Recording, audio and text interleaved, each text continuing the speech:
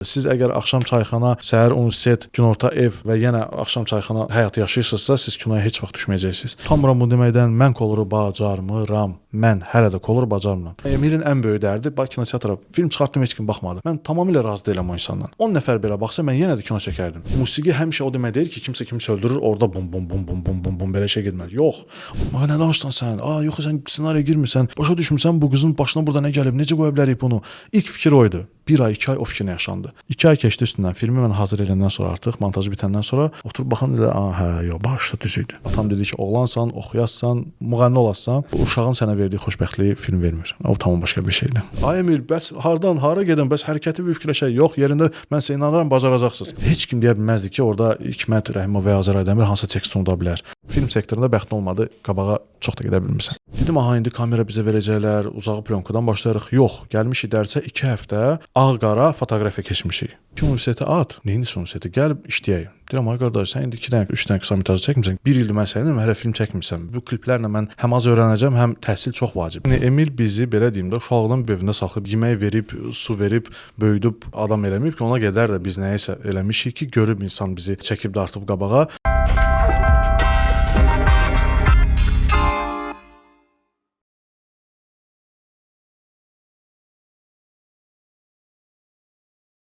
Salam dostlar, siz Podkast Kimi Adam layihəsini izləyirsiniz. Mənim adım Səməddir.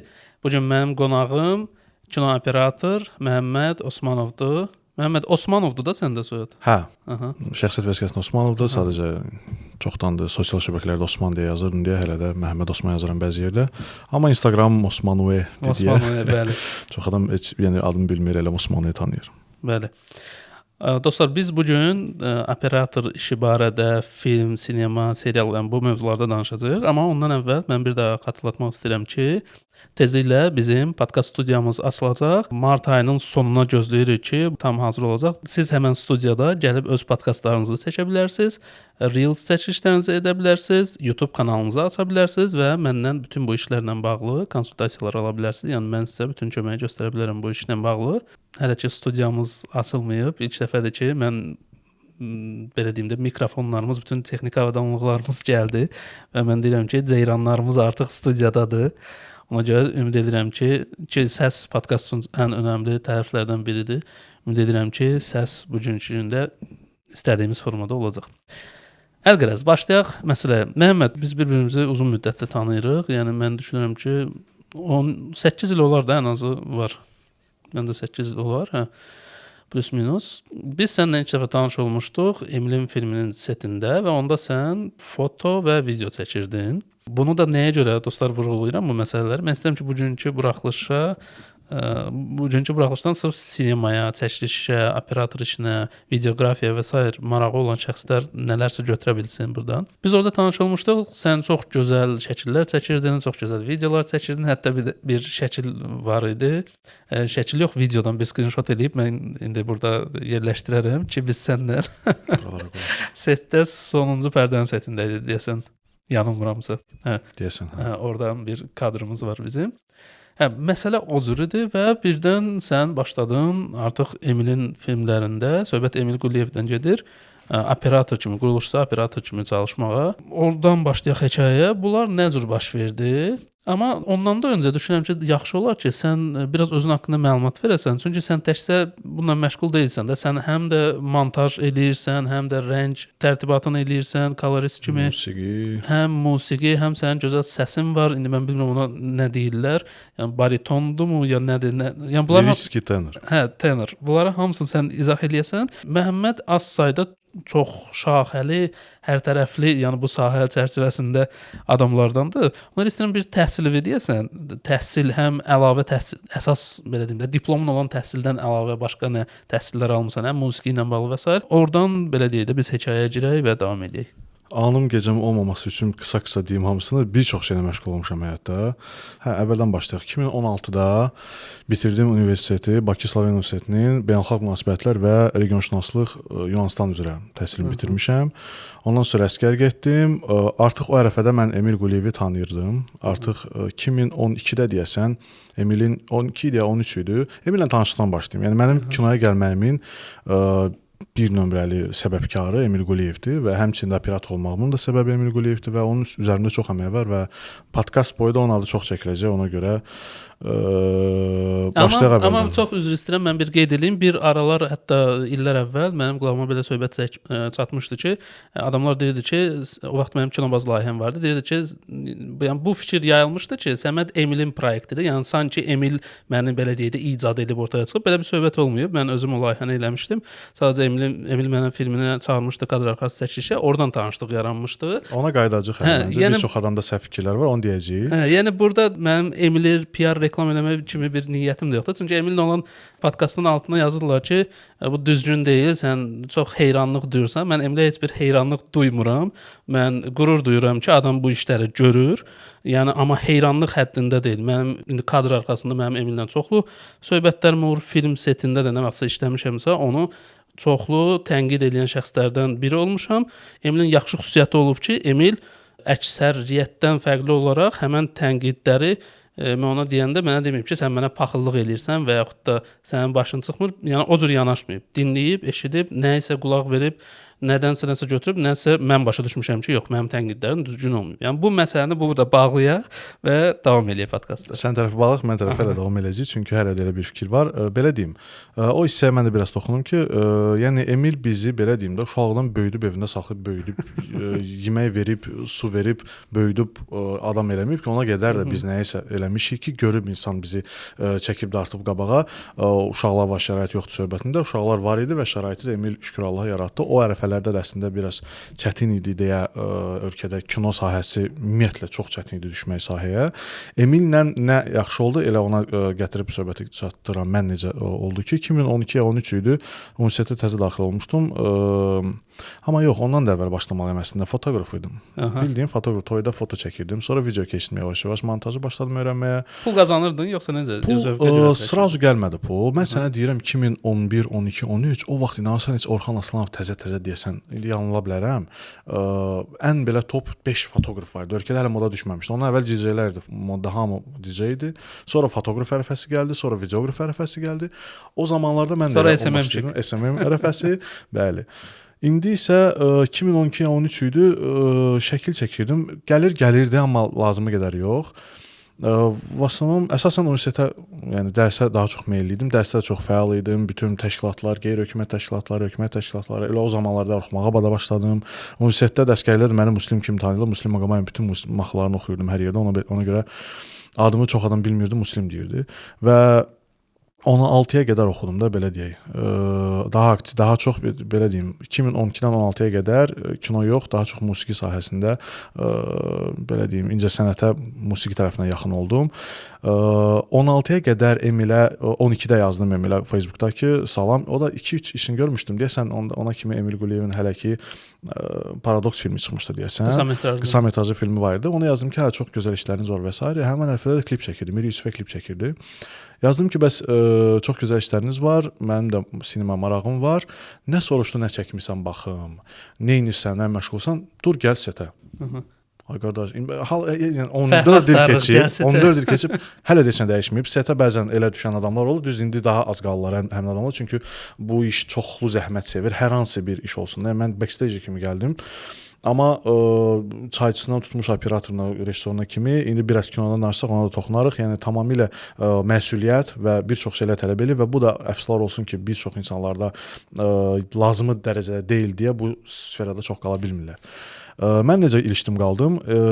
Hələ 2012-16 universitetdə oxuyuram. Mənə ildə 3-4 dəfə danışmadım. Mir Yusif setinə çağırdı ki, gəl backstage çək. Hansı klip idi? Birinci Roza klipi idi deyəsən. Sonra hətta mənə də çəkdi klipdə. Roza klipində şokdayım. Yəni onda operator Rauf Qurbanəliyev idi. İlk ümumiyyətlə Azərbaycanda operator gördüyüm insanlardan biri idi və onun baxırdım artıq nə edir, necə, hansı nastroykalar. İlk dəfə Ari gördüm, Red gördüm. Aha, işıq nədir, o nədir? İlk adımlarım oradan başladı və orada backstage çəkirdim.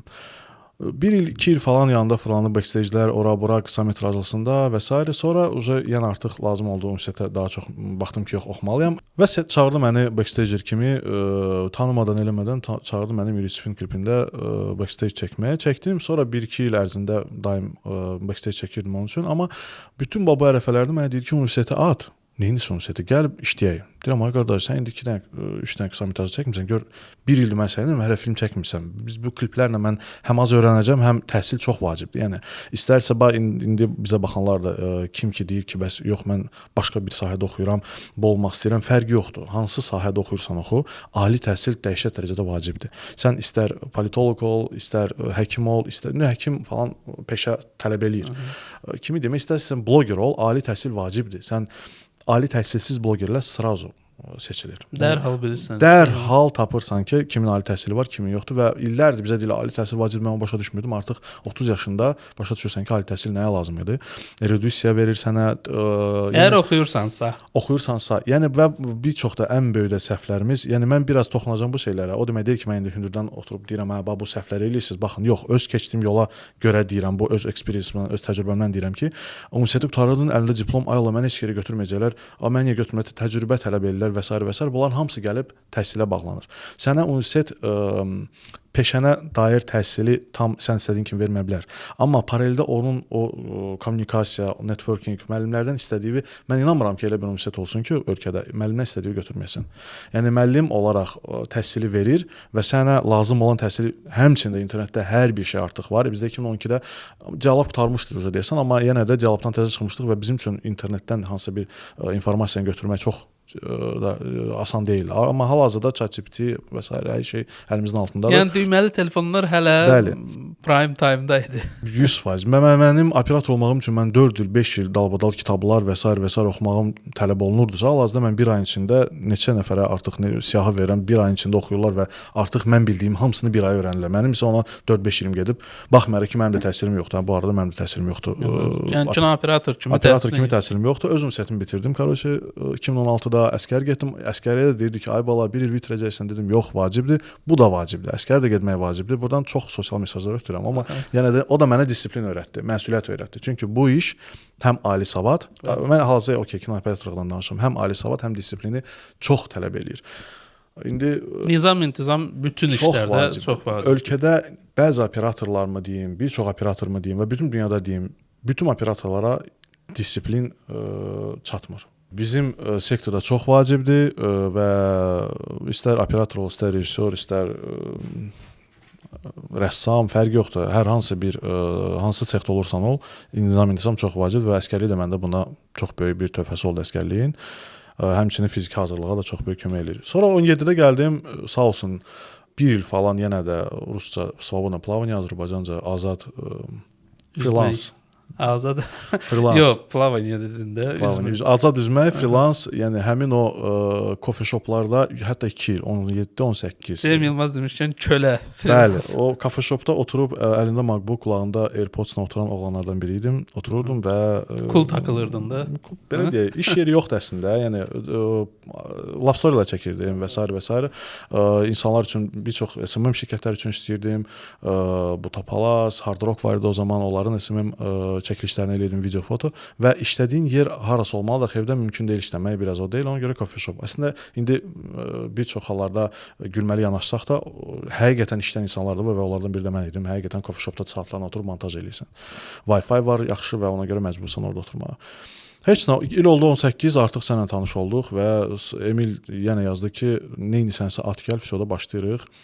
Şükür Allah. Ona qədər, həmən bunları eləyənə qədər o 2 dənə film çəkdi artıq. O vaxtda sən idin backstage, sonra gətirdin, təhvil verdin mənə o estafetanı. 18-də deyəsən, sonuncu pərdədə də bir yerdə çəkirdi yoxsa? Sonuncu pərdədə mən aktyor üzrə assistent idim, rejissor assistenti, həm də ikinci rejissorun assistenti idim. Bəli. Tvayno işləyirdim. İki işdə işləyirdim. O sonuncu pərdə oldu 2019-da, 2020-də deyəsən artıq. 2019-da mən burada tək olmuşam, rayonda çəkdik. Və o 2 filmdə backstage işlədim. Ondan əlavə də backstage kimi bir neçə proyektə getdim və yenə də paralel işləyirdim SMM falan. Sonra yenə də debüt film oldu. O yadımdan çıxdı. 2020-də artıq karantin vaxtı düşdü. İş yoxdur heç yerdə. Heç kim love story çəkmir. Toylar yoxdur. İşsizlik idi və sağ olsunlar debüt filmdə Orxan Abbasov məni işə götürdü. O zaman Rüfət Həsənovla deyəsən onlar idarə eləyirdi Mədəniyyət Nazirliyinin nəzdində debüt filmi. Bir 6 ay orada işlədim və an gəldi çatdı aprel 2020 Əqrəb mövsümünün mövzusu qalxdı, ortada aktual oldu və emir gəldi ki, operator lazımdır. Oturmuşlar Orxan Abbasovla və belə bir stolda yüzümə baxdı ki, belə niyə yox? Mən dedim, o zaman nə kompozisiya bilirəm, nədir, nə işıq bilirəm, nədir. Əqrəb mövsümünə əgər blokum varsa da keçid alım elə kakras o Əqrəb mövsümü etapına, çünki həyatımın ən vacib yerlərindən biri idi. Bax, bir məsələyə toxunaq da. Sən o aralıqda, hələ sonuncu pərdədə backstage çəkməmişdən qabaq, mənə demişdin ki, bir müddət Lem filmdə də gedib 1 aylıq bir kurs almışdın. Hə, paralel təhsilimi davam elətdirirdim. Yəni love storylərdən, toylarda nə qazanırdımsa və həmçinin Cebit filmdən aldığım maaşı belə xərcləyirdim. Cebit filmdə deyəsən yox, Cebit filmdə deyildim hələ ki onda. 2019-da fevral, mart ay yarım Len filmdə əslində bəsit bir Teoriya Sveta и Цвета adlı bir İşıq və rəng nəzəriyyəsi. İşıq və rəng nəzəriyyəsi bir master klassı da hələ də deyəsən gedir. İstəsəz link yox, yəni Google-a baxa bilərsiniz. Martınov, operator Martınovun cexində idi. Çox əslində mən düşünürdüm ki, qısa bir şey olacaq. Yəni sadəcə bir, nə bilim, işıqla biraz bilgimi artıracağam və gələcəm. Xeyr, elə olmadı. Elə oldu ki, həftədə 2 dəfə getməli idik. Hər gün oradaydıq. 12 saat, 15 saat ilk dəfə əslində deyirəm indi Emilin setində, amma ilk dəfə orada gördüm ki, setdə Akazovca Mixalkovun setinə orada bəxtimiz gətirdi, düşdük. Setdə 15 saat olmağın nə olduğunu orada başa düşdüm və o biraz da burada dərslik fason getsin. Operatorluğun ilk adımlarının dərsləri də əslində. Dedim, aha, indi kamera bizə verəcəklər, uzağı plyonkadan başlayarıq. Yox, gəlmişik dərsə 2 həftə ağ-qara fotoqrafiya keçmişik. Hamımız bir çox ölkədən, 15 SNG ölkəsində ki var, 20 nəfər idi. Bütün ölkələrdən vardı. Qazaxıstan, Özbəkistan, Ermənistan, Gürcüstan, hər yerdən uşaqlar var idi. Mən də Azərbaycana 2 nəfər getmişdik biz. Bir dostumla İskəndər, o da Ninfos hal-hazırda videoqrafdır. Getdik onu öyrənməyə. Korotça 2 həftə bizə ancaq ağ-qara natürmort çəkdirirlər. Uca deyirik, bəs Martınov müəllim, bəlkə keçək bir kamera verəsiz bizə, 2 həftəmiz qalıb da. Deyirəm, tələsmin. Orada başa düşdüm ki, ilk kim operator olmaq istəyirsə və buna baxırsa, ilk biliklər başlayır işıqdan.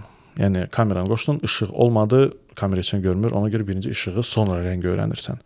Bizə düşünürük ki, ayla biz bura gəlmişik rəng öyrənməyə, düzgün rəng çıxartmağa, palitranı öyrənməyə. Yox. Ən birinci rəng belə başlayır. İlk növbədə ağ-qara kontrastdan və s. və s. Heç nə, bir ay orada, sonra ondan gələndən sonra baxdım ki, zavuçla keçmək olur bəzi dərsləri, GİABİ də keçmək olur bir çox dərsləri. Kalan dərsləri aldım, bir 12-13 dərsə yaxın, çox da ucuz deyildi, əslində kreditlər girdim, aldım bəzilərini və bu hamısı 2017, 18, 19 ərəfəsindədir və 20-də artıq Cebit filmlə başlayandan sonra elə Əqrəb mövsümünün temalar gəldi. Deyəsən 21-də çəkdi, hə? Deyəsən Əqrəb, yoxsa 20 idi? 21, məncə 21. Çünki mənim yadıma gəlir də sizin ondakı ofis qış park tərəfdarlıqda oradan. 2021, səhv edirəm. Pandemiyada bir il evdə qaldım, onda da təhsilimə ən böyük sərmayəm oldu. Mənə də düşərli oldu ya bu arada. Pandemiyada çoxlu filmə baxdım, çoxlu kitab oxudum. Bir də ikinci məsələ. Bir, əlbəttə ki, nəzəriyyə. İkinci də filmlərə baxmasan, nə operator, nə rejissor, nə heç bir şey ola bilməsən filmdə. Filmlərə baxmaq lazımdır mütləq. Pandemiyada buna əslində çox böyük kömək oldu. Heç nə, 2021-də də Emil dedi ki, davay Əqrəbi çəkək. Emilin də əslində ilk serialı idi. Nə qədər də deməsə heç yerdə, amma ilk serial olaraq, serialla ümumiyyətlə film biraz çox fərqlidir. Biraz bundan danışmaq istəyirəm. Hamı deyir, film məncə çox fərqlidir. Dəhşət fərqli bir şeydir. Yəni fərz elə bunu həm montaj hissəsindən danışacağam. Ümumiyyətlə Əqrəb mövsümündən ayrı bir saatlıq podkast eləmək olar. Vaxtınız çoxalmayacaqsa Əqrəb mövsümündən biraz danışım. Çünki çox adam elə bilir, film kimi çəkdin, buraxdın, elə deyil. Əqrəb mövsümü əslində əlbəttə ictimaiyyətə də burada bir əməl oldu. Mən üzr istəyirəm. Onu danışarsan, amma gəl ondan başlayaq da. Orxan Abbasov oturub, Emil oturub, sən oturmusan. Nətər sənə estafet ötürdülər? Heç nə. Orxan Abbasovun həmin ərəfədə əslində bəlkə bəxtim gətirdi. Bir də üçüncü məsələ, bir nəzəriyyə, 2 filmə bax, 3 bəxt. Bu bütün dünyada belədir. Bir neçə misallar çəkəcəm indi podkast boyu. Bəxtin olmadısa, biraz bəxt lazımdır. Yəni film sektorunda bəxtin olmadı, qabağa çox da gedə bilmirsən. Şəhriyar deyir ki, bəxtin yatdısa dur get, yalnız belə bir şeirində onun bir epizod var, yəni bəxtin olmalıdır. Mütləq olmalıdır və bəxt də əlbəttə ki, əziyyət çəkməsən, özün üzərində işləməsən, bəxt də sənə kömək eləməyəcək. Yəni üçü də bir-birinə çox bağlı bir şeydir. Həmin ərəfədə çox əziyyət çəkirdim. Əslində Cebit filmin dəhşət çox kontenti olurdu və qonaqlar gətirir. Həmin ərəfədə həmçinin də Cebit filmin çox gözəl bir interakt deyəsən, interakt belə bir şey. Sən deyəsən iştirak eləmişdin yoxsa? Yox, mən baxırdım sadəcə. Bax onu yox, iştirak edirdim. Mən var idi. O nə idi rus rejissorunun adı? Nelibov seçən. Zvyagintsev dərsində hətta iştirak eləmişdim. 2 saat falan oldu. Yox, deyəsən səhv. Zvyagintsev oldu. Onlayn tərcümə ilə hətta eləmişdilər. karantin yadımdan vaxtı. çıxıb o. Hə, var idi. Mən nə deyəcəydim? Bax, orada bəxtim də orada nədə gətirdi? Əslində o çox bisçənli bir şeydir. Yəni o çox qiymətli bir şeydir. Onlardan bir dərslik götürmək. Əslində onun üçün bəlkə universitetə qəbul olub 4 il oxumalısan ki, sən bir dənə sessiyasını görəsən Zəngçinin. Orada da bəxtim nədə gətirdi? Burada Cəbit filmdə işləyirdim deyə o proyektdə kömək eləyirdim deyə, onun SMM-ində, onun çəkilişlərində iştirak eləyirdim deyə. Və həmçinin biz elə kinostüdiyanın özündə həftədə bir dəfə də buraxılışımız olurdu. Podkast yox da, belə bir 15-20 dəqiqəlik Vaqif Mustafayevi çağırmışdıq. Bütün sexlərdən ən yaxşı ölkədə nə ki, ən yaxşı təsvir rejissorları, ən yaxşı xudojniklər, Qulursu rəssamlar və s. insanların hər bir cexdən. Hətta bu sahəyə, kino sahəsinə aid olan elə bir bütün ulduzlar mənə onu deyirdi ki, bütün bu mütəxəssisləri çəkərək mən oradan edirdim, kamera basırdım, baxırdım, belə qulaq asırdım hamısını və bütün bit hamısını içimə alırdım da, belə deyim, bütün informasiyanı yeyirdim. O da mənə böyük kömək oldu əslində və elə interakt layihəsində əslində böyük bir ölkədə çox adam bunu bilmir, danışmır, amma mən bunu deyəcəm çünki mən də iştirak eləmişəm bunun təşkilində və böyük də planları var idi əslində Orxangilin. Olacaqdı da, universitet belə olacaqdı, daha yaxşı bir kino məktəb olacaqdı. Çox gözəl proyekt idi əslində. Əfsuslar olsun, indi bir çox temalar olub, biz bilmirik. Bu arada mən qeyd etmək istəyirəm ki, mən Rüfət Həsənovun bir çox məsələlərini bəyənməsəm də ki, onun özünə də bu barədə çox danışmışam. Ümumiyyətlə Cəbit studiyasının hazırda olmaması ki, yoxdur fəaliyyəti. Mənə görə bu bir biabırçılıqdır. Amma Rüfət Həsənovun və komandanın Orxan Abbasovun orada həyata keçirdikləri layihələr əksəriyyəti, hamısı demirəm, çünki mənim bəyənmədiyim müəyyən nüanslar var idi. Əksəriyyəti çox faydalı idi və oradan çox şey öyrənmək olardı. Yəni Adi Zvyagintsev-in belə deyim də o master klassı mənim üçün çox faydalı olmuşdu. Təkcə yəni onun mənə faydası böyük idi. Mən Zvyagintsev-dən bilmirəm, hardasa qismət olardı o master klassında iştirak etmək yox, amma təkcə o nüansı götürsəm belə mən ona görə düşünürəm ki, təşəkkürə layiqdir. 5 il keçib üstündən və 5 ildə oradan ən az 4 il sonra artıq bir neçə festivalda görürəm. Və oradan demirəm oranın tələbəsi olan yetirməsi xeyr. Sadəcə olaraq əminəm ki, oranın böyük bir töhfəsi olubdu və orada ilk dəfə görürəm ki, 20 nəfərdən 10 nəfəri ilk dəfədir ümumiyyətlə film setində olmayıblar və film setində olur və onlar bu günə qədər də setdə işləyirlər və hamısına baxırsan ki, daha da böyük bir sexlərdə və bir neçəsi artıq rejissor olub. O halda ki, xlapdan başlayıblar. Adi ümumiyyətlə kinoda bir çox hallarda çox adam onu da bilmir və xlapdan belə başlayırsan. Yəni bu bütün dünyada belədir. Fonda gördüyümüz bunlardan başlayırlar da onu. O ən məsuliyyətli işlərdən biridir. Ən klişe deyilən bir Tarantino kabelşik olub deyib, o da həqiqətdir və doğrudan da kabel daşıya görüb. Salam mənim bir biricəyim var, rədd ol buradan. Salam mənim bir biricəyim var. 3 4 5 7-ci artıq qulaq asır deyə görüm nə deyəcəyəm belə. Nə? Amirzistenə basmırka, gəl bura. Yazaq görəm bu nədir? Elədir başlayıb bu insan. Eynən də bizim sektorda elədir. İndi gəlir əqrəb mövsümündə sənin operator seçilməyin. Heç nə, birdən belə deyirlər ki, vəsə sənsən. Mənəm də başlayaq. Dedilər ki, Orxan təklif elədi ki, niyə də Orxan həm ərəfədə açıq deyim. Heç vaxt da gizlətməyəcəm bunu. Orxan da həmişə buna görə çox sağ ol demişəm. Həmçinin o 6-7 ayda Orxanın da bəzi çəkilişlərində oldum və bir çox şey ondan da öyrənmişəm. Söhbət Orxan Abbasovdan gedir. Hazırda Fransada ona salamlar. Orada da dərs deyir adam kino məktəbində operator və filmoqrafiyasını burada yerləşdirərsən. Filmoqrafiyası yox, amma şəkli yerləşdirir. Yox, deyəcəm filmoqrafiyası. Həmin ərəfədə Vaqif Musavayevlə deyəsən həyat deyəsən gözəllikini çəkməli idilər. Həmçinin Məryəm filmi çox gözəl bir filmdir.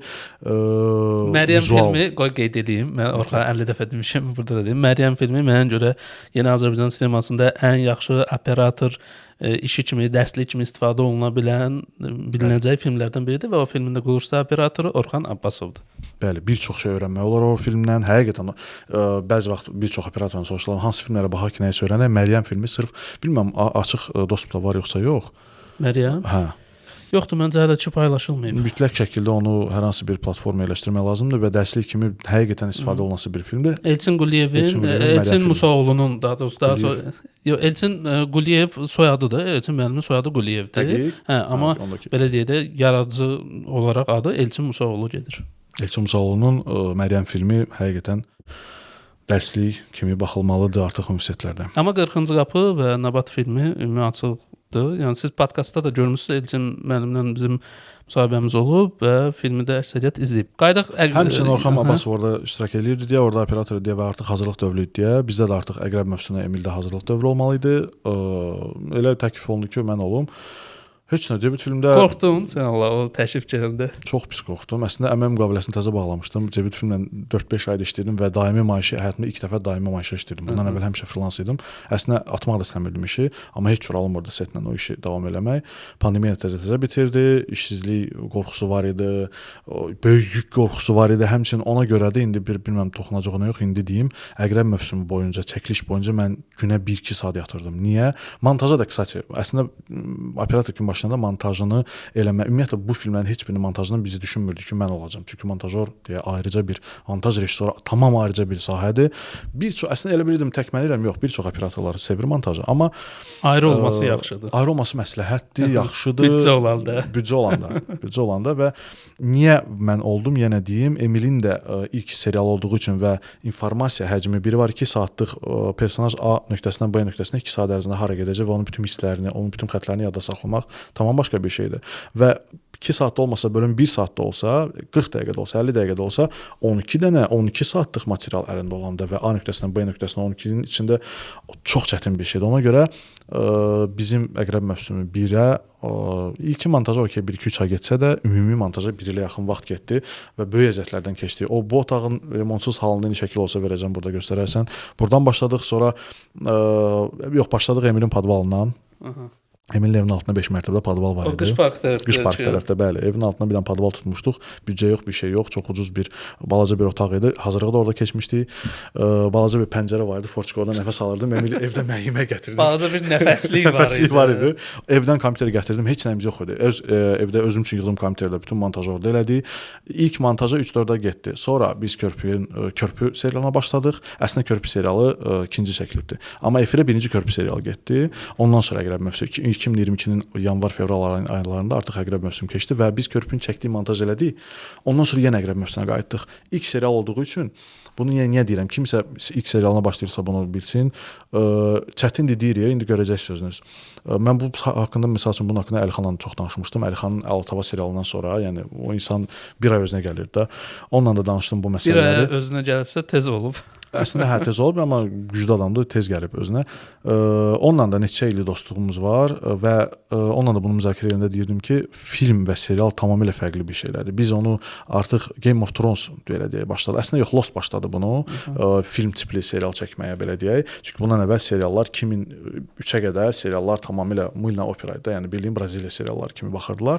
Hamı ümumiyyətlə İşıq keyfiyyəti o deyildi, rəng ümumiyyətlə hər şey dramaturgiya o deyildi sanki. Ümumiyyətlə o necə deyim, kino kimi heç kim yanaşmırdı Lost serialına qədər. Onun tatusu da ona görə üstümdədir. Ən sevdiyim seriallardan biridir. Ondan sonra da ikinci addım artıq Game of Thrones elədi. Hollywoodu seriala gətirən mənim üçün Game of Thrones oldu. Ondan əvvəl var idi. Suit də ondan əvvəl çıxıb. Amma büdcələr də fərqli idi. Büdcələr fərqli, bəli. Böyük büdcələrin gəlməyi oldu.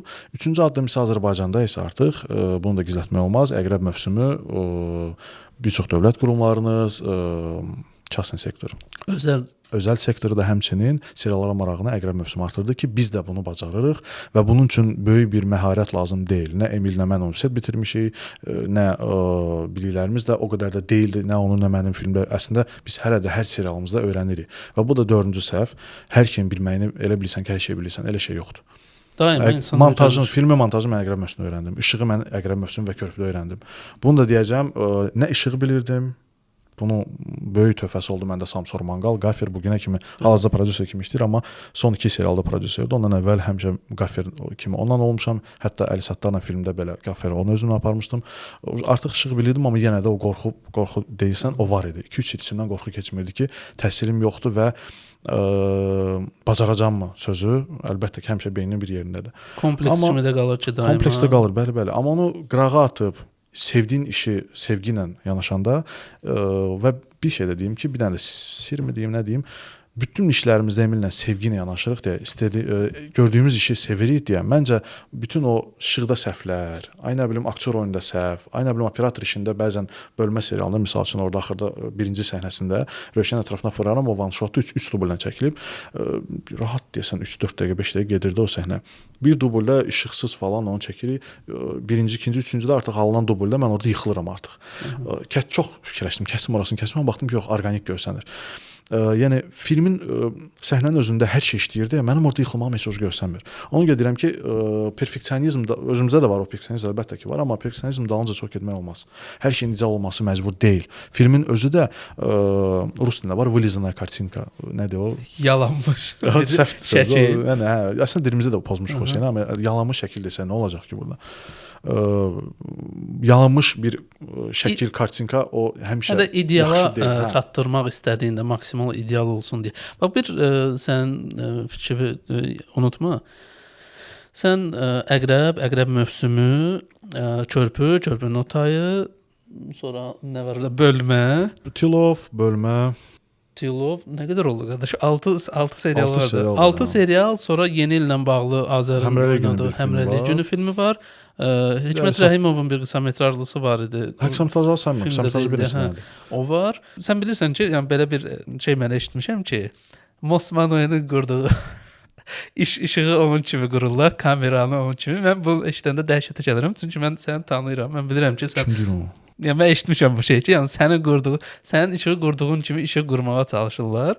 Məni burada dəhşətə gətirən nədir? Çünki mən bilirəm ki, sən üzərində nə qədər çalışırsan. Yəni sənin də Emilin də təhsil almadan işinizi görməyiniz bu heç bir mənada o anlama gəlmir ki, siz oturursunuz ki, biz oxumuruq heç nə şey. Yəni siz bəlkə də mən bunu əminliklə deyə bilərəm. Yəni özü öyrənən insanlar universitetlərdə aldığı təhsildən daha çox vaxt sərf edir öyrənməyə. İnternet dövründə də bu imkan var. Yəni sən daha çox araşdırırsan da. Yəni sadəcə universitetin fərqi odur ki, orada sistematik bir şey var, konkret ondan gedir və deyək ki, sən bir həftəyə orada 1 megabaytlıq informasiya alırsansa, insan özü öyrənəndə həmin o 1 megabaytı bir günün yarısını alır da, daha çox. Həm də o içində kompleks də var ki, mənim təhsilim yoxdur, birdən nəyisə düz eləmərəm, məndə bunun təhsili olanlar səhv tutarlar və s. Yəni mən bilirəm ki, sən özündə onu da kimlərdənsə baxmısan, öyrənmisən, öz üzərində işləyərək eləmisən. Bunu istəyirəm ümumiyyətlə də, yəni bu sahəyə marağı olan şəxslər bilsinlər ki, Məhəmmədi kopyalamaq bu normaldır. Məhəmməd yəqin ki, kimdənsə götürüb, təkmilləşdirib. Amma siz həmişə mənbələri axtarın. Görün ki, bunun mənbəsi hardadır. Amma belə də ki, məncə Məhəmməd üçün problem deyil də. Onun yanaşmasını kimsə tətbiq eləyirsə və axtarışı davam eləyirsə. Var belə bir şey. Bilmirəm, eşitməmişəm, amma mən düşünürəm ki, bu rəngdə, montaj işində, indi montaj işində mən icad eləməmişəm, mən də sevdiyim filmlərdən götürmüşəm onları. Belədir. Ümumiyyətlə film elə bir şeydir ki, ondan başlayaq ki, yeni bir şey nə Emil Quliyev, nə Məhəmməd Osmanov, nə onu elib Azərbaycan filmində Vaqif Mustafayev elib, bəlkə də 90-cı illərdə. O gündən bu günə heç kim yeni bir şey yoxdur. Rejissor yanaşması olaraq razıyam. Rejissor yanaşması, operatorski olsun, fərqi yoxdur. Özümü götürüm, kimi götürürüm. Kamera hərəkəti elə bir şeydir ki, ümumiyyətlə operator işi elə bir şeydir ki, orada bir şaxəli bir şey deyil də.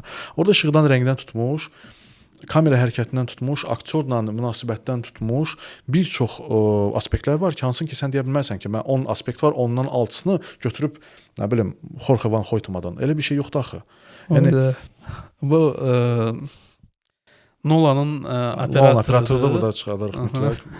Bu sənə montaj əziyyət verəcəm bu dəfə. Burada Jorge Van Hoytema filmlərini deməsən də mən deyəcəm. Interstellar, Начало, Inception, bir çox filmləri. Bilmirəm, Momentum onunla çəkmiş yoxsa yox. Bu adam IMAX kamerasını çiyinə qaldıra bilmə həddinə dəyişən və onunla IMAX-da çəkiliş edən və gözəl də çəkilişlər edib də adamın üstündə. Yəni insan çiyinlə 65 kiloluq IMAX kamerasına 60-dan da çoxdur. Bu arada onu qeyd edeyim ki, operatorlar üçün yəqin ki, sən təsdiq edərsən, onurğanın sağlam olması çox önəmlidir. Ümumiyyətlə fiziki durumun yaxşı olması önəmlidir. Yəni turnikdən sallanmaq, belə də fiziki sağlamlıq olmalıdır ki, siz kamera çiyninizdə çox işləyirsiniz. Bəli. Məndə biraz başqadır. Məndə artıq Artıq çəki biraz kömək eləyir ona. Necə ki, oxuyanda mənə tenor, bariton eləməyimə qarın kömək eləyirdisə, açıq deyəcəm, məndə də kameranın uzun, qısaca, ölkədə deyirik belə elə. Nəyi deyərdim təkrarlasınlar? Onu deyərdim ki, işığı falan demirəm, möhtəşəm işıq qurmuram, möhtəşəm. Ola bilər, hər hansı bir yaxşı mizanlar qura bilərəm, kompozisiya, mizanı da tək qurmur operator, rejissorla qurur, kompozisiya qura bilərəm, amma one shot Onu deyə bilərəm ki, Əqrəb mövsümü bizim ən uzun one shotumuz 14 ya 15 dəqiqə oldu. One shot izah elə bilməyənlər One shot bir dubl demək bir neçə dubl ola bilər. Yəni bir rəkə çəkilən uzun bir səhnə və o deməkdir ki, bir otaqda, yəni bir neçə otağa gedə bilərsən. Bir şata çəkiləndə bir necə bax. Hətta indi one shot seriallar var da, o yeniyetmə ilə bağlı seriallar ingiliscəsində. Adolescence. Ruscası. Orada bir seriyanı ümumiyyətlə one shota çəkiblər. Bir yox, 4 seriya. 4 seriya one shotdur. Yəni hər seriyada düz ümumilikdə one shot çəkiblər. Yəni bir seriya başlayır, əvvəldən sona qədər rek verirlər və gedir o formatda. O çox çətin bir şeydir. Ona aylarla, illərlə hazırlaşırlar. Bəli. Amma bizim magiya belə deyə, bizim sehir onda idi ki, biz ona çox da hazırlaşmırdıq. Yəni bəlkə də təhsilimiz olsa oturub bir ay hazırlaşardıq. Təhsilimiz olmadığımız üçün, intuitiv yanaşdığımız üçün hər şeyə sevdiyimiz üçün risk eləyirdik. Yəni heç kim deyə bilməzdi ki, orada Hikmət Rəhimov və Azər Aydəmir hansısa tekst unuda bilər. O qədər inanırdıq ki, unutmayacaq. Və bir çox və bu istəyirsən biraz bu haqqda danışaq. One shotun ən böyük, əlbəttə ən böyük əməyi operatorun, aktyorların üzərindədir. Amma aktyorlarda da çox böyük əmək var one shotlarda. Bir ilk növbədə əlbəttə tekst unutmamaq, ikinci də xoreografiya deyə bir şey var. Xoreografiyanı yerində fikirləşmək, yəni, bədən hərəkətləri uyğun, addımlar, kim hara gedəcək, o da artıq operator kimi başlayır hərəkət etməyə. Mən bunu Hikmət Rəhimovdan çox gözəl bacarırdım. O vaxtında bir çox səhnələrimiz one shot çəkilib. Uzun olmasa da Hikmət və bir neçə çox aktyorlar, kamera çox möhtəşəm aktyorlardır. Əladır hər şey. Teatrda əla çıxış eləyirlər, kinoda kameranı qoy, əla bir performans, amma işığı və xoreografiyanı bir çox hiss eləmir. Mən bir 50-yə yaxın aktyorla işləmişəmsə, onların maksimum 3-ü 5-i hiss eləyir işığı ki, okey, oyun olaraq bu əlinə nəsə düşdü, yerində qalxıb belə qalmalıdır, amma işıq burdadır deyə biraz üzünü belə çevirə bilər də və kamera burdadırsa. Bir çox aktyorlar eləmir. Operator məcburdur bura getməyə falan, amma məndə o bəxtim, orada da bəxtim gətirdi ki, aktyorla işləməyi mən Hikmətlə, Azərlə çox böyük bir one shotlarda onu öyrəndik çəkməyi. Rayonda da əslində bir rayona gəlmişik təsəvvürlə. Əqrəb mövsümündə 8-ci ya 9-cu seriyada da Hikmət gedir 07 qırmızı 07-nin üstündən balaca bir şey götürməlidir. 1 saat vaxtımız var, incə çatmışıq. Gün də düşür, günün düşməyinə proqrama baxırıq ki, maksimum 15 dəqiqə vaxtımız var. Ümumi də işığın getməyinə 1 saat vaxtımız var. Nə tır gəlib, büdcəmiz yox, bir şey yox. Nə tırımız var işıqla, nə heç nəyimiz yoxdur da. 2 dənə reflektorla gəlmişik, toku taxma yeri yoxdur, düzdüydü. Heç nə, niyə dava Hikmət odur, nə edirəm? Nə bilim, eləyirdə nəsə, ssenari oxumusun sən, getdi rək. Ay Emil, bəs hardan, hara gedən, bəs hərəkəti bir fikirləşək, yox, yerində mən sizə inanıram, bacaracaqsınız. Bir dublə çəkdi onu, böyük bir one shot. Nə bir şey də var. Misal üçün operator bəlkə də mənim təsirim olsaydı, mən deyəcəm, bir dəqiqə gözün şu olar. 5 dəqiqə mənə vaxt verin, baxım harda daş var, harda ilişə bilərəm mən. Ona vaxt itirib günəşi itirə bilərdim misal üçün.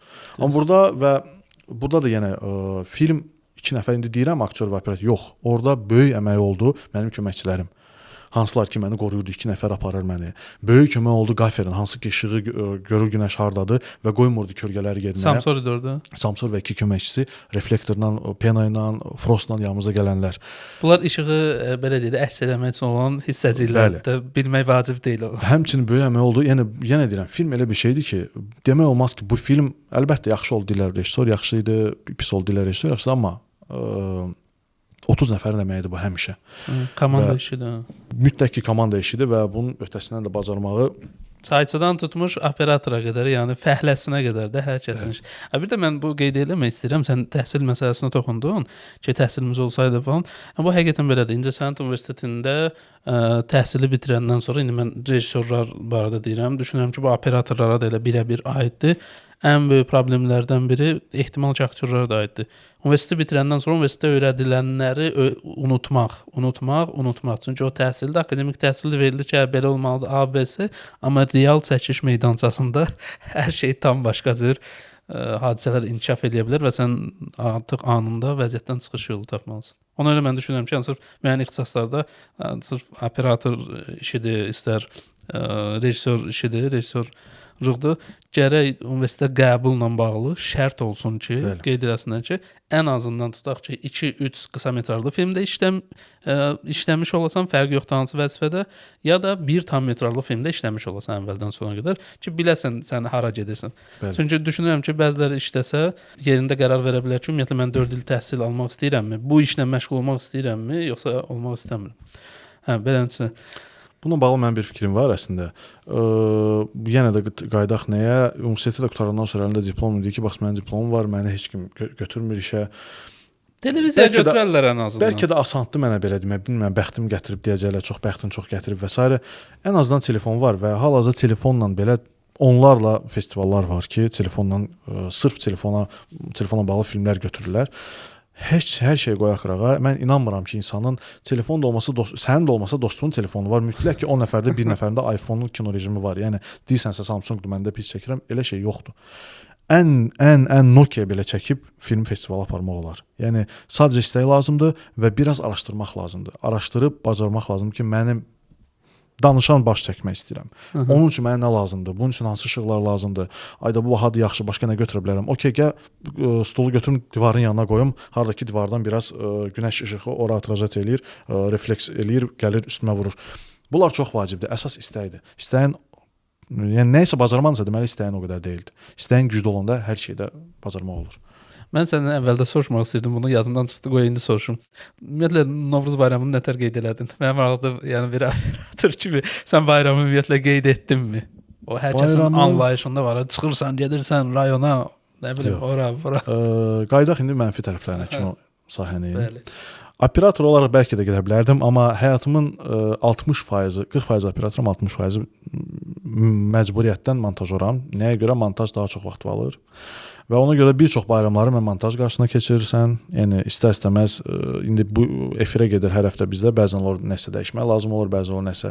Yəni çox vaxt lazım olmur, yəni redaktör lazım olur və düzdür, əslində əvvəldən də bitirib vermək olardı, amma o qədər o prof neprigodnost nətərdir? Bax o söz Azərbaycanca yoxdur məsələn. Prof neprigodnost vəzifədə olan bir vəzifə gərəyi olan hər hansı bir çatışmazlıqlar ya yaranan bir peşəni səndə yaradan çatışmazlıqlar, belə deyək. Çatışmazlıq da deməzdimi? Çatışmazlıq deyil, orada xüsusiyyət deyək onda. Defektlər də belə deyək, yaradan defektlər. Yəni istirahətə artıq başqa cür baxırsan, plus da nə bilim deyim də ata olduğum üçün. Təbii ki. Keçən ay ata olmuşam deyə uşaq elə bir şeydir ki, bilmirdim, hazır deyildim, elə bilirdim montajda bu əziyyətli, amma elə deyilmiş. Artıq günlərin, gecələrin başqa cür keçir deyə bayram da həmçinin o qədər də, yəni rayona çıxmağa ona görə əslində alınmadı, amma istərdim. Neçə vaxtdır planlayıram. Bayram evdə keçdi belə. Amma bunun mən başqa bir tərəfdən baxmaq istəyirəm də, bu ata olmaq məsələsinə deyək ki, uşağa görə əgər gecələr yatmaq məsələsi varsa, zaten sinemada işləyən adamın gecəsi gündüzü olmur da. Yəni sənin konkret 9-6 rejimində deyilsən, 7-24 işləyə bilərsən. Bir tərəfdən düşünürəm bəlkə bunun bir sənə hazırlanmış tərəfi ola bilər. Əlbəttə böyük töhfəsi oldu yatmamağın, amma paralel gətirsək yanxında belə durmur yəni. Biri var sən 12 saat gecə smenində nəyinəsə məşğulsan və sevdiyin işi eləyirsən, hansı bir iş görürsən. Bir də var sən 12 saat 2 saatdan bir sadəcə olaraq bir nöqtəyə baxırsan. Bu tam fərqli bir şeylərdir. Yuxu çox dəhşət gəlir, plus da yaş məsələ sözünü bildirir. Yenə də uşağın sənə verdiyi xoşbəxtliyi film vermir. O tam başqa bir şeydir. Çox gözəl. Mən istəyirəm biraz montaj, kolor və musiqi tərəfindən də danışasan. Çünki ilk növbədə yəni sənin musiqi təhsilin varmı, varsa hansı səviyyədədir? Çünki sən musiqi tərtibatında, Emil də bunu qeyd elədi podkastda. Musiqi tərtibatında sən ona çox kömək edirsən. Çünki mən o duyum ki səndə var, mən bunu ki səndən bir qısa metrajlı da çəkmişdik, onun üçün musiqini də sən yazmışdın. Yəni o duyum səndə var. Bu da müsbət mənada öz qatqısını göstərir işə. Bu hardan gəlir səndə? Burada da əfsuslar olsun ki, deyəcəm ki, təhsilim yoxdur, musiqi təhsilim yoxdur, notları bilmirəm, sadəcə olaraq böyük istək olmuşdu. Biraz uşaqlıq travma, podkastda travmalara biraz toxunaq. Yox, artıq qutarıb oturam, amma yenə də uşaq vaxtı çox istəyirdim pianoya. Bacımı apardılar pianoya, mən aparmadılar. Atam dedi ki, oğlansan, oxuyassan, musiqiçi olasan, müğənni olasan. 90-cı illər, 2000-ci illər, ona görə də böyüdüm. 18 yaşımda dəhşət piano ifa eləmək istəyirdim. İnansız heç bir notun, yəni donu belə dildə tuta bilmirdim, heç oxuya da bilmirdim. Qısaca 18 yaşıma kimi bir çox adam, oxuyan adamlar elə bilir, uşaq vaxtını oxuyur. Yox, mənim sluxum belə yox idi. Amma nəsə musiqi duyumun yox idi. Duyum yox idi. 17-18 yaşımda dəhşət çox istədiyim üçün ofisiant da işlədim, orada papaya da kömək elədim. Çoxlu yanında olurdum və işində mənə də sağ olsun verirdi nəsə. Amma yəni belə deyim, pul yığırdım və ilk pianomu aldım, elektron piano. Evdə var idi əslində böyük piano. O bacım üçün alınan o evdəki o piano bəlkə səs çıxardırdı deyə. Hətta bir dəfə mən də çox ifa eləyirdim. Dəhşət çox öyrənmək üçün də piano yəni kino kimi bir şey deyil. Piano elə bir şeydir ki, burada biraz yox, hər hansı bir bunu da deyim ki, başlamısansa piano öyrənməyi, notsuz hər hansı bir levela qədər çatacaqsan. Filmdə bəli axıra kimi gedə bilərsən, yəni və daim inkişaf edəcəksən. Amma piano elə bir şeydir ki, nəzəriyə gəlib dirənirsən. Elə şeylər var ki, nəzəriyyəsiz və professional müəllim tərəfindən sənə bunu öyrədilməsə, sən bunu ömür boyu özün bacarmayacaqsan. Ona görə də başa düşdüm ki, bunu deyim ki, evdə o var idi, amma dəhşət çox ifa elədiyim üçün günün 8 saatını ona məktəbdən gəldim, bütün gün onu ifa eləyirdim. Evdə artıq mama qıfıllamışdı onu və icazə vermirdilər. Ona görə o da yəni sakit salmaq olmur. Ona görə məcbur oldum ilk pianomu almağa və onun üstündə artıq başladım və film də sevirdim deyə sırf filmlər üçün musiqilər öz aləmdə yazırdım və SoundCloud yükləyirdim. Film musiqilərini də təkrarlamağa çalışırdım. Bəli, mütləq ki, təkrarlayırdım. Əvvəl elə bildim yaxşı şeydir, sonra adına amaj qoydum, sonra yox dedim ki, yox plagiat olmaz elə bir şey eləməyə başladım özüm nəyisə fikirləşməyə. Əqrəb mövsüm 1-də 70%-ni deyəsən mən yazmışdım. Ondan sonra o başqalarını almışdıq. Sırf film üçün amma burada söhbət şeydən getmir də. O introda olan musiqidən getmir. Yox. O fonda, yəni hansı filmi aç, ilk dəqiqələrindən fonda dron musiqi deyilir, dron musiqi. Dron deyə çaşdırmasın, adi dron musiqidir. Pedlər gedir. Onların hamısı musiqi kimi yazılmalıdır və bir instrumentdən ibarət olmur o. Elə heç nə başladım. Musiqini özün öyrəndin. Piano, gitara və s. Okay. Universitetdə də elə oxumağa başladım, elə onu öyrənə. Belə də filmdə də bu niyə deyirəm? Bunların hamısı mənə filmdə böyük töhfəsi oldu. Çünki operator kimi də indi montajdan danışaq. Operator montajı bilməlidir, bu mütləqdir. Montajı da öyrəndim lavstorylə çəkə-çəkə. Musiqi niyə vacibdir? Musiqi də mənə montajör olaraq artıq musiqiyə görə montajı artıq beyində başlayırsan düşünməyə. Montajörlər 2 yerə bölünürlər. Ölkən bir nömrəli montajör var, hansı ki deyir ki, mən musiqi ilə montaj eləmirəm. O səhnəni, mizanı rejissor kimi tamamilə musiqisiz görür. Həmçində elə rejissorlar var. Həmin rejissorlarla işləmişəm və deyir qardaş, mən musiqi ilə görmürəm də səhnəni. Biz isə Emildə də məndə də bu da üstə düşdü ki, musiqisiz səhnəni bəzən görmürük. Həqiqətən yaxşı da olsa, pis də olsa olmur da, düzgün musiqi orada olmasa işləmir bizim. Öncə onun musiqisini gəl tapasan, sonra onu başlayasan çəkməyə. 90% hallarda çəkirik, sonra musiqisi tapılır. Amma artıq bir neçə hallarda artıq bilirəm ki, mən montaj edəcəm, təklifimi artıq çəkiliş zamanında əvvəldən deyirəm. Çox vaxt bəyənilmir. Bunu da açıb deyəcəm Tilovda. Bax bu mənim gözəl 30 nəfər set dostlarım, artıq dostlaşmışıq, bir komanda şəklində neçənci serial çəkirik. Tilovda 8-ci seriyada artıq demək olar məncə spoiler deyil, baxmayanlar baxsın mütləq. 8-ci seriyada Mələk xanımın oynadığı, Nigar xanımın cavanlığını oynayan qız Əbdülün maşından çıxandan sonra qaçmaq səhnəsi var. Orada yerindəcə çəkəndən sonra gecəni mən ora Aris Tağıyevin musiqisini yerləşdirdim. Hamısı güldü. Mənə nə danışsan sən? Yox sən ssenariyə girmirsən. Başa düşmüsən bu qızın başına burada nə gəlib? Necə qoya bilərik bunu? İlk fikir o idi. 1 ay, 2 ay o fikrinə yaşandı. 2 ay keçdi üstündən. Filmi mən hazır edəndən sonra artıq, montajı bitəndən sonra oturub baxın elə, yox, bağışla düz idi. Deyirəm, yəni onda mən başladım ki, okey, hansısa bir belə deyim. Ondan əvvəl o əminlik yox idi məndə ki, düz bilirəm, yəni. Onda əmin oldum ki, yox. İlk fikir məndə gəldisə o deməli düzdür. Eynən də sonuncu səhnədə Tilovda, sonuncu səhnə Alim Qasımovun xatirə mahnısında böyük bir ay bəlkə də biz Emillə dava döydük ki, yox, orada başqa musiqi istəyirdi Emil. Deməyəcəm hansını, çünki ola bilsin istifadə elədik növbəti serialımızda. Həftələrlə mübarizə apardım ki, bu musiqi olmalıdır burada. Və yenə də bəxtimizdən Alim Qasımovun xatirə mahnısı neçə il bundan əvvəl yazılıb, amma sözlərə bax, dedim amma yadımdan çıxdı. Həmişə belə olur. Xatirədir, bu adadır sevgimiz, qalanı xatirədir. Yəni bundan o tərəfi yoxdur. Yəni bu heç bir başqa filmdən bu oturmamalıdır bu. Yəni buna görə film desəksən bu qədər oturmayacaq. Nəinki axırda Nazimin Nigarı yada salması ki, yəni bu sözə dəhşət oturdu ora. Ona görə həmçinin ümumi kompozisiyada və ümumiyyətlə səhnənin 4 səhnənin əslində biraz bundan danışmaq istəyirəm. Bir musiqi bir səhnə üçün yazılmır. Mən böyük bir yol keçdim bunu başa düşmək üçün. Həmişə elə bilirdim ki, bu səhnə bir musiqi yox. Akazıca elə bir şey var ki, və bunu montaj elə tapdım. Bəlkə də təhsil alsaydım, bəlkə də təhsildə bu var. Bilmirəm təhsilimizdə bu var, heç yoxdur. Ümumiyyətlə montaj üzrə bizdə var şey. İxtisas yoxdur. İncəsənət Universitetində mənim bildiyim yoxdur. Bu da böyük bir probeldir. Böyük bir probeldir. Bunu çox istərdim ki, olmalıdır da əslində. Böyük bir boşluqdur. Böyük bir boşluqdur və məncə bu hardasa yazılıb, yazılmayıbsa yazmaq lazımdır. Bir musiqi 4 səhnəyə də işləyə bilər. Dalbadal gedən səhnələrə. Və bunu mən Tilovda tapdım. Bundan əvvəl elə bir dissonans yarandı və Tilovun ən böyük pluslarında o idi ki, adi vokaliz yerləşdirmişdim ikinci səhnənin sonunda. Orada da yəni heç kim başa düşmürdü, amma onu Emil sırası birinci bəyənmədi, amma onunla çox mübahisə eləmədim, çünki başa düşdü ki, kontrast var və kontrast işləyəcək. Və bu da yeni bir nəfəsdir, yeni bir belə deyim yanaşmadır.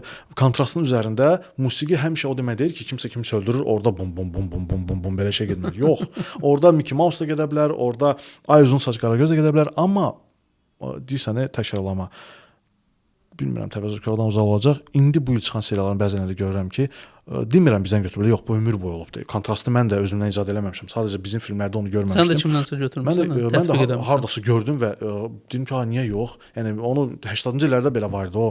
Yəni mən Tarantino'da ilk dəfə fikir vermişəm, amma böyük ehtimal ki, ondan öncə də bəlkə də olub. Yəni sinema tarixi ilə. Amma yəni bizdə onu qorxurduq istifadə etməyə, çünki bizdə o kontrast ümumiyyətlə bizə yenilik gətirəndə ölkədə çox çətin yeyilir. Kinoda olsun, hər hansı bir sahədə yeni bir şey gətirirsən, onu belə deyim, oturuşması üçün böyük bir vaxt tələb edir ölkədə, çünki biz balaca ölkəyik. 10 milyonluq insanın zövqünə oxşamaq 300 milyonluq insanın zövqünə oxşamaqdan daha çətindir. Çünki 300 milyon insanın içində hər hansı bir dark art house-u sevən 1 milyon adam olacaq. Bizdə dark art house-u sevən filmlər olacaq 11 milyondan 10 nəfər, 15 nəfər və onların səs gücü daha azdır. Ona görə kimsə deyəndə ki, ölkədə kino yoxdur, o yoxdur, bu yoxdur. Yəni 10 milyondan neçə nəfər kinoya baxacaq? Deyirik kinoteatrda, bax Emilin ən böyük dərdi, bax kinoteatra film çıxartdım, heç kim baxmadı. Mən tamamilə razı deyiləm o insandan. 10 nəfər belə baxsa mən yenə də kino çəkərdim. Çünki o insan bayaqki temamıza qayıdaq. 20 nəfəri yaratmaq, 20 nəfər olması üçün o insanı sən razı salmalısan illərlə ki, onlar dostlarına desin.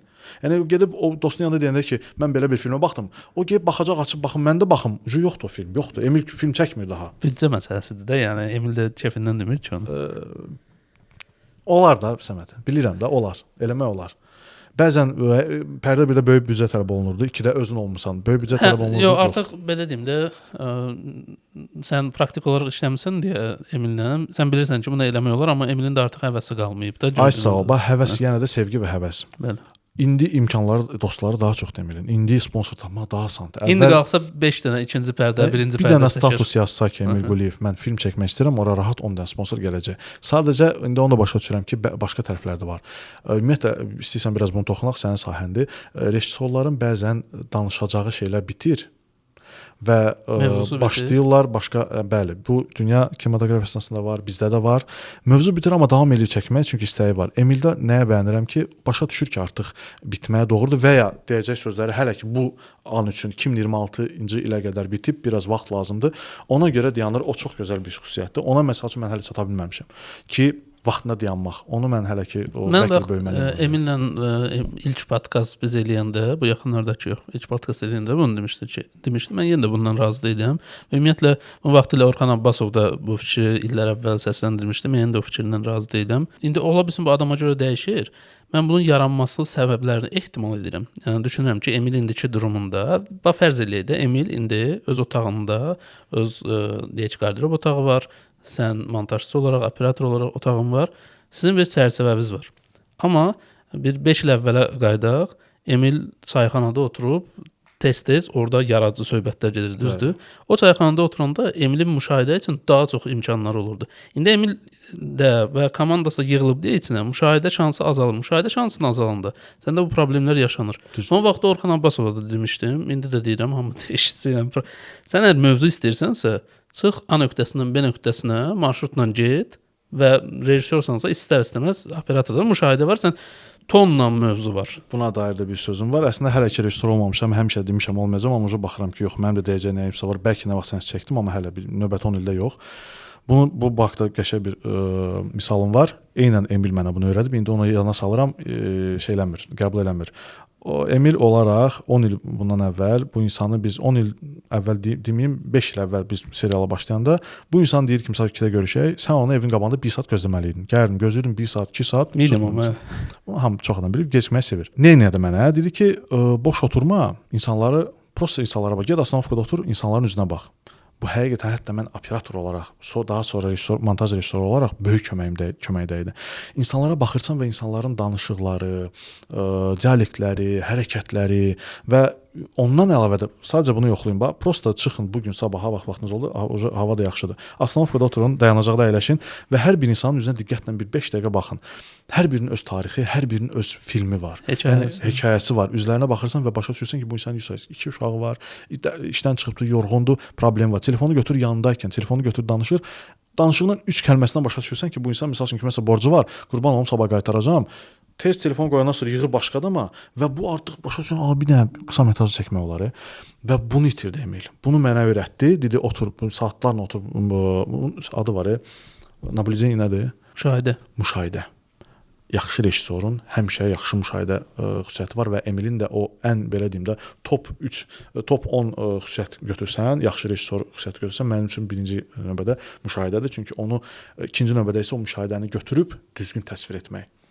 Eynən bu həm rejissor sənətinə də aiddir, operator sənətinə də aiddir. Çünki sən operator olaraq kimisə anfas çəkmək istəyərsən, amma mən onu astanovkada qırağdan görmüşəm və bəyənmişəm, yəni beynimdə elə həkk olub deyə mən başa düşürəm ki, bəlkə də nəzəriyyəm olsaydı deyərdim, yox, bundan əvvəl montajda opşi idi, mən belə çəkməliyəm indi. Amma hissiyatım onu deyir ki, mən bunu belə yadda saxlamışam. Deməli, insanlar da bunu belə yadında saxlayacaq. Ona görə mən götürüb onu qıraqdan 45 dərəcədən çəkmişəm və o da işləyib. Və bu belə şeylər həmişə həyatdan gəlir. 2 il ki, Vaqif Mustafayevin tələbəsi olmuşam. Həmin illərdə yadımda qalan əsas, yəni çox şey yadımda qalıb. Belə deyim də bunu mən rahatlıqla deyə bilərəm. Vaqif müəllimdən çox şey oğramışam. Halal xoşum belə də olmalıdır. Əsas məsələlərdən biri ki, bu başqa sahələrdə çalışan insanlara da tövsiyə edərdim. Vaqif müəllim o vaxt bir söz demişdi. Demişdi ki, bir vaxt gələr, sizə ideya lazım olar və yaxud da ssenari nəsə lazım olar, tapmazsınız. Ona görə bütün fikirlərinizi qeyd edin, yazın. Bu bütün, yəni istənilən sahədə bu keçərli məsələdir, yazın. Ona görə mənimcə deyirəm ki, yəni bir qovluq var məndə, orada ideyalar var. Yəni bəlkə 20-30 ideya var. Onların bəlkə də mən heç birinin heç vaxt çəkməyəcəm. Yəni çəkdiyim şeylər tamamilə başqa olacaq. Amma qeyd etmək, yazmaq önəmlidir. Çünki bizim dünya yaddaş çempionu Orxan İbadov da podkastda dediyi kimi, beyin yadda saxlamaq üçün deyil, yaradıcılıq üçündür. Belə. Yaratmaq və yenə də yaratmaq. Beyin ki, yaratmağa dayandırdı, həyat dayanır. Mən istəyirəm ki, qısaca toxunaq, biraz montajdan danışdıq, biraz kolor tərəfindən də danışasan. Çünki mənə elə gəlir ki, o seriala kino estetikasını gətirmə məsələsi, kolor çox əhəmiyyətli mövzudur da. Burada insanlar indi məsələn baxırlar. İndi artıq gəlməkdədir, tam gəlməyib. Netflixin filminə və yaxud da Hulu'nun və ya Disney Plus-un, Apple TV-nin filmlərinə baxanda sən bir fərq istəyirsən. O fərq operator işi, rejissor işi, musiqi, səs və s. aktyor oyunu və s.dən savayı həm də rəng sallarındadır ki, o artıq vizual olaraq sənə başqa bir emosiya ötürür. Bir çox şey demək istəyirəm rəng haqqında. Əfsuslar olsun ki, mən 2 ildir bir fikrə çatmışam. 2 ildən əvvəl bilsəydim, həqiqətən dirəşib nəyimisə satıb kolora verərdim əqrəb biri. Amma mən son 2 ildə başa düşdüm ki, color əvvəl mənim üçün səs belə idi, amma color pis oldusa, istəyirsən filmin səsi pis olsun, musiqisi pis olsun, deyəcəksən vizualı qəşəngdir, baxdım. Vizualı pis oldu, musiqiləri, teması yaxşıdsa, dramaturgiyası yaxşıdsa, deyəcəksən ki, nə bilim, operator işi belədir, amma color ki pis oldu. Çünki biz gözlə baxırıq. İnformasiyanı gözdən götürürük və o gözə oxşamadırsa, o filmi apartırlar. Əfsuslar olsun ki, hələ də utanmıram bu deməkdən, mən koloru bacarmıram. Mən hələ də koloru bacarmıram. Öyrənirəm. Hələ də indi küllü miqdarda verə bilmirəm, növbəti proyekt gözləyirəm, amma böyük bir dərslik tapmışam. Sənə deyim, çox bahadır. Neçədir? Operator kurslarından bahadır. 8.000 dollara bir dənə kurs tapmışam. Qardaş, var. Əslində belə deyim, Xaxlov Sabatovski var. Buradan deyəcəm, baxın bir-bir. Xaxlov Sabatovski var. Ivakin var. Onların Instagramlarına, YouTube'larına baxın. Dəhşət çoxdur dərsləri. Amma onların hamısı bilsən hara gəlib çıxır. Biraz halation, biraz bloom verirlər. İndi bunların hamısını Google-in biləcəksiniz nədir. Qəşəng videoqraf bir kartinkasına bilsən nəyə gəlib çatır? Reelslər olur, vertikal, belə çəkə bilərsən, belə çəkə bilərsən. Onlar maksimum onlar da əsl film şeyləri, elə bir şey var ki, onu məncə universitet verir. Bilməm, bizdə də olmasa da onu universitetlər verir. Sırf ona görə mən universitetə də getmək istəyirəm və hələ də fikrim var ki, yəni quruluşu operator artıq deyirəm özüm, amma yenə də bəzi vaxt utanıram onu deməyə. Çünki nəzəriyyədə elə şeylər var ki, mən onları hələ də bilmirəm və ona nə vaxtsa çatacağam. Bəlkə də o öyrənənlər də onu heç vaxt ömür boyu istifadə eləməyəcək. Amma mənim içimdə o idealist, içimdə o perfeksionist var ki, mən bunu bilməliyəm. Color da həmçinin elədir. Color çox texniki bir şeydir. Burada göz də vacibdir, əlbəttə, fokus olmalıdır. Ölkədə bir çox kolorist var. Artıq 2 il bundan qabaq ölkədə 200 kolorist varsa artıq 10-15 kolorist var və xaricisindən tutmuş Azərbaycanlılarına kimi həqiqətən cavandan tutmuş qocasına kimi çox gözəl koloristlərimiz var. İndi adlarını çəkməyəcəm. Google-a baxa bilərsiniz. Həqiqətən gözəl işləri var. Amma bizim filmlər niyə fərqləndi? Burada da yenə utanmadan onu deyəcəm. İlk 2 serialımız ümumiyyətlə premyerdə rəngləmişəm. Sonra başa düşmüşəm ki, bu ümumiyyətlə nonsens bir şeydir. Premyerdə rəngləmək olmaz. Yəni okey da niyə olmaz? Olar, niyə olmaz? Bir də dedim özüm çərçivə salım, başa düşdüm ki, niyə çərçivə salaram? Olar, sadəcə sənə lazım olan tam bazar spektrini vermir, çeşidi vermir sənə.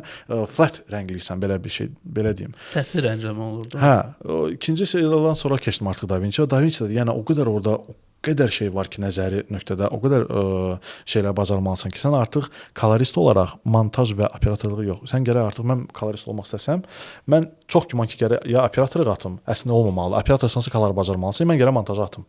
Amma montajı çox sevirəm. Yəni mən gərək montaj eləyim, kolor verim özüm, operator olaraq çəkdim, gözlədim montaj olsun, sonra bir ayımı kolora sərf edim. Həmçinin yəni burada da yəni vaxtla büdcənin üstünə ata bilərəm rahat ki, serial elə bir şeydir ki, bizə müəyyən bir büdcə, müəyyən bir vaxt verilir və o büdcə və vaxt sənə çatmır ki, sən onu düzgün vaxtında çatdırasan, efirə onu verə biləsən. Ondan əlavə də yenə də indi demək olar ki, nə oldu hər şey, hamı hər şey suçludur. Yox, suç mənim özümdə də var əlbəttə ki, vaxtında bəlkə də kolora az vaxt fikir vermişəm deyə, qəbul olunub deyə, hal-hazırda mən də bəyənmirəm. Yəni ən belə normal rənglərimiz tilovda idi, onda da yəni çox sarıya getmişəm. Və kolor olaraq məndən soruşsansa, mən hələ də öyrənirəm. Yəni mən koloru bilmirəm.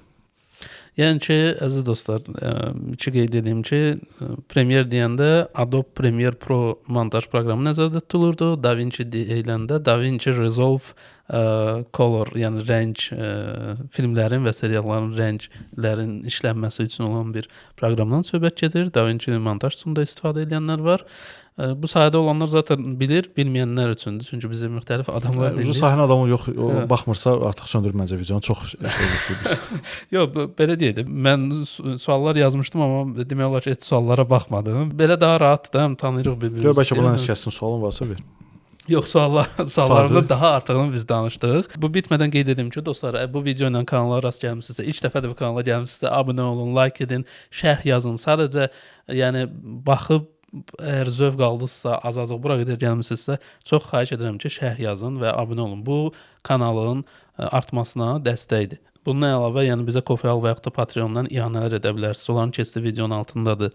Bizi sosial media hesablarından izləyə bilərsiniz. Onların keçidi də videonun altındadır. Mən Məhəmmədin də Instagram səhifəsini qeyd edəcəm. Mosmanoya kimi. Onu da izləməyi tövsiyə edirəm. Oradan tez-tez onun storydə nəsə ifa etdiyini və yaxud da bir filmlərdən bəli kadr arxası ya özünün bir günü, bir montajçısının bir günü necə keçir ondan bağlı paylaşımlar görə bilərsiniz. Mən sonda istəyirəm ki, sən belə deyim, ki, bu sahədə olmayan, kənardan olan filmləri sadəcə izləməyi xoşlayın, amma nə yaxşı olardı ki, mən də gedim operator kimi işləyim və yaxud da nəsə iş görüm, fikrində olan adamlara qısaca bir tövsiyə verəsəm, bundan bitirək. Bir, çoxlu filmlərə baxmaq. Yəni bugün çox filmə baxdım deyə bir şey yoxdur. Vaxtın varsa yenə bax. Bugün ortada yatdınsa, səhər oyan yenə də davam elə baxmağa. 2, dərsliklər. Təhsiliniz yoxdursa, mütləq dərsliklər. Mənim yolumu gedirsinizsə, mütləq dərsliklər almalısınız, özünüzə sərmayə yetirməlisiniz. 3, utanmayın, yazın. Mənə Emilə Vaqif Mustafayeva, Elçin Musaoğlu Vaqif Mustafayev cavab verməyəcək. Sosial medianı cavab verməsə də. Mənim bir çox premyerlərim var ki, Azərbaycana kanal necə düşüblər, indi sir olaraq qalsın, açmayacağam, amma inan mənə sadəcə olaraq kommunikasiya çox vacibdir, network çox vacibdir. Rus dilində bir söz var, tusovka var, yəni deyə bilmirəm. Kruq da bizdə bu kruqa düşmək üçün, o çevrəyə düşmək üçün. Yəni filmə düşmək üçün bir kruqa düşməlisiniz. Çevrəniz də film olmalıdır. Siz əgər axşam çayxana, səhər universitet, günorta ev və yenə axşam çayxana həyat yaşayırsınızsa, siz kinoya heç vaxt düşməyəcəksiniz. Yəni gedib filmdə fəhlə kimi pulsuz işləməyə hazır olmalısınız və öz pulunuzu da orada xərcləməyə hazır olmalısınız. Fəhlə, masovka, kabelşik, işıqçı fərqi yoxdur. Biz dəfələrlə yenə də debütdən interaktdan da götürdüyümüz olub uşaqlar, mənim köməkçilərim olub, rejissor köməkçisi olub, bu gün özləri kino çəkib, hal-hazırda başqa sahələrdə də işləyirlər. Başqa sahə dediyim, yəni başlayıbsa xlapdan misal üçün rejissordur, operator deyilənlər elə ikinci rejissor işləyənlər var. İkinci rejissor çox möhtəşəm bir filmi bilmək üçün çox möhtəşəm bir pozisiyadır. Yəni qorxmayın və başlamaqdan da qorxmayın, bitirməkdən də qorxmayın. Bu belə. Belə, sonda da həmişə eşitməyə çalışın, sağlam və xoşbəxt olasınız. Bu çox önəmlidir. Hələlik. Sağ ol.